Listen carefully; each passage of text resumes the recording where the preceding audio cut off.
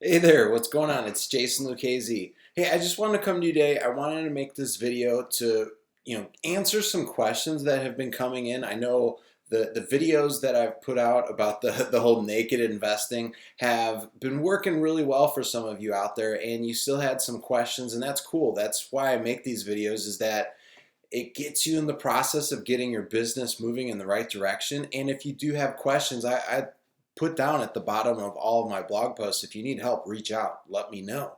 And the one thing I wanted to cover today is earnest money deposits. I had an individual contact me about earnest money deposits. That how do you get the funds for earnest money deposits if you don't have those particular funds available to you right now? And I've been in this situation before, folks, to where you really you might be in a position to where I was when I first started in 2008. I was living on unemployment check to unemployment check. So, having proper earnest money deposit funds may not have been in my best option at that time. I may not have had those funds available.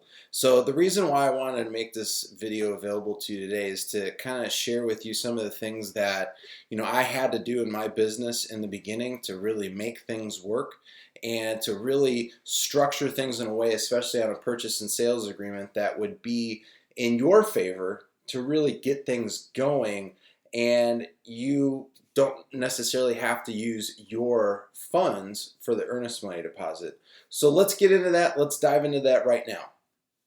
So first thing that I want to, let you know is, if you do not have funds, the strongest recommendation that I can give to you, especially if you're going to be wholesaling, I would highly encourage you to be wholesaling deals if you do not have the funds available, even for an earnest money deposit. Okay, that's the first thing that I definitely want to establish within the making of this video.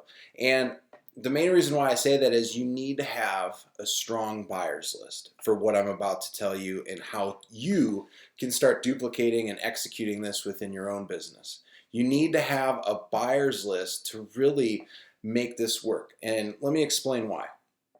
When you get a contract together, say it's like a rock solid deal, you got it under contract for $30,000, you know that you could quickly flip it to another investor for, let's just say, $45,000. Okay, the cool thing is, what you can do in this particular manner, most sellers require, earnest money deposit. So a couple options that you can do here. You can get the deal under contract, okay, and you could allow yourself, let's just say 3 to 5 business days to get those earnest money deposit to that seller. And what I typically do is, I don't give those funds to the seller. I'll give it in my escrow account at my title company. So those funds get held in escrow until we actually close. Okay?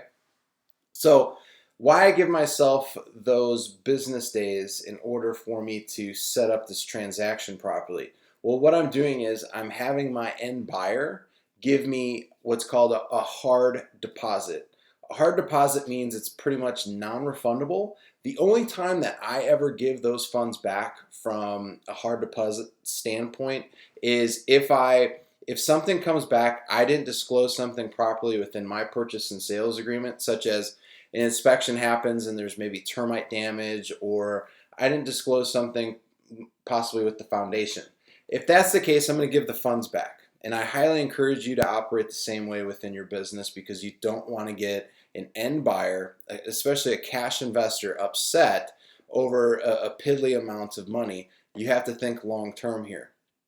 So I do that. I get the end buyer's funds. So I do a hard deposit. So if I'm going to be at $45,000 on my second transaction, where I'm doing an A to B, B to C transaction here, what's going to happen is, I'm going to go ahead and get that funds. Typically what I do is, I like to receive, especially on deals below $100,000, I'm going to request $2,000 as a hard deposit.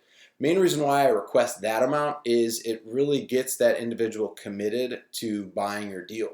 Okay, if you ask for $250, $500, they may not be fully committed. If you ask for $2,000, it gets a much higher committed person involved. And what you can do at that point is, you could take those funds, you could put it in your title company's escrow account, okay? And then what you can do is, say for instance your escrow account for your seller, your A to B transactions, $500. Well, you could let your seller know, hey, call, you could verify that earnest money deposit has been put in place for our transaction. And they could verify that right then and there. And then you're good to go from that standpoint.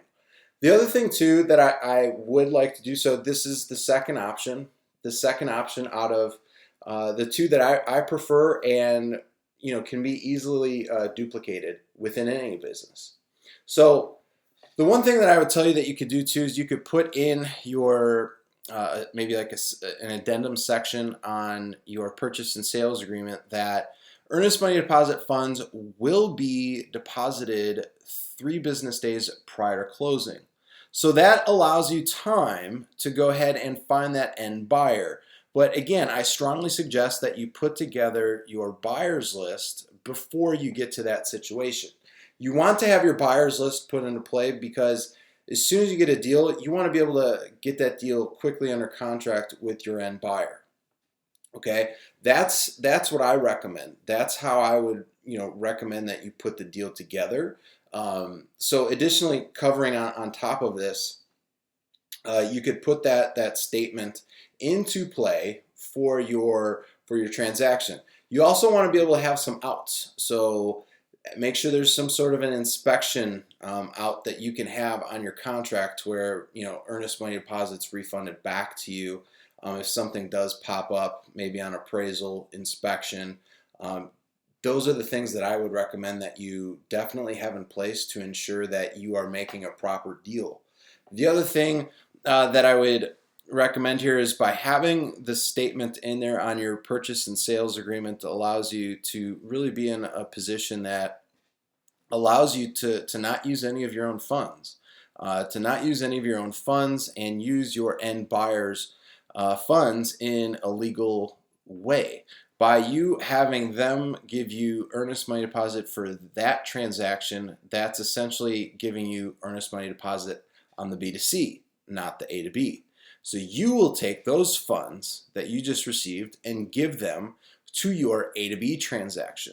So that will allow you to do that. And if you have not watched any of the previous videos that I have made recently here on my blog, check them out because it will also explain some of the people that you can use for transactional funding and getting your deals funded in a way to where you don't have to use any funds whatsoever. And if you don't want to use a transactional funder, I also disclose how you can use the end buyer's funds for your transaction in a very legal way to where your state will be completely fine with it. Again, I'm not an attorney. I'm not giving you legal advice. If you need legal advice, please seek out legal counsel for that in your particular state. Or if you would like to use my legal counsel, my attorney, let me know. I'll be more than happy to share that information with you. He's a great guy, definitely knows what he's doing when it comes to real estate investing.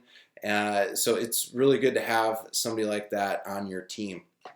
But this is it. I just want to make a short, quick video explaining some of the things that I do or have done, especially when it comes to earnest money deposits. Same thing will apply. You can do that on HUD homes as well. So the two strategies, the two options that I just gave to you, well, actually, if you're talking about a HUD transaction, you can use option number 1 that I explained within this video, where you can use your end buyer's funds to put down the HUD earnest money deposit. Just remember, on a HUD deal, you have 2 business days to get that in, so you must move very quickly or else you could potentially lose that deal. But other than that, I am Jason Lucchese. If you need anything else, let me know. I'm here to help. You're obviously at jasonluchese.com if you're watching this, or you're on my YouTube channel, and just leave me a comment below if you would like me to make additional videos, if you would like a certain topic for me to cover. I'll be more than happy to do that for you. But other than that, I'm signing out, and if you would like to get a copy of my latest free book, just go ahead and click the link below. If you're on my YouTube channel, just head on over to jasonluchese.com. It's free. Just put in your first name and email address, and it will get automatically sent to you through our good old 21st century technology. But other than that, I will talk to you guys later. Have a great day. Bye now.